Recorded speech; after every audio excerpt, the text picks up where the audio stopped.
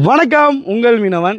நம்ம கையில் வச்சுருக்க என்ன மீன்னா கிளி மீன். அதுக்கு முன்னே வர்ற ஞாயிற்றுக்கிழமை வந்துக்கிட்டு நம்ம ஓசூரில் உங்கள் மீனவன் கடை வந்து நம்ம ஓப்பன் பண்ணுறோம். மறக்காமல் எல்லோரும் வந்துடுங்க. கீழே வந்து அட்ரஸ் போடுறேன், பார்த்துக்குறீங்க. அதுக்கப்புறம் இந்த கிளி மீனை பாருங்கள். இதை எதுக்காண்டி கிளி மீன் அப்படின்னு சொல்கிறாங்கன்னு பார்த்தா, இதோடைய வாய், இதோடைய கண், இதோடைய மூக்கு, இதோடைய வால், அப்புறம் இதோடைய டிசைன் ரொம்ப அழகாக கலராக வண்ணமாக வரும். இப்படி நிறையா இருக்கும். கிளிக்கும் இதுக்கும் நிறையா பொருத்தங்கள் இருக்கும். அதனால் இதை கிளி மீனுன்னு சொல்லுவாங்க. இந்த மீன் வந்து நம்ம வீட்டு சமையலுக்காண்டி எடுத்துகிட்டு வந்திருக்கோம். இதை வந்து நிறையா மாடலில் செய்யலாம். இதை வந்து 65 போடலாம், பிஷ் ஃபிங்கர் போடலாம். மெயினாக புட்டு வைக்கிறதுக்கு நல்ல உதிரியாக சூப்பராக வரும்.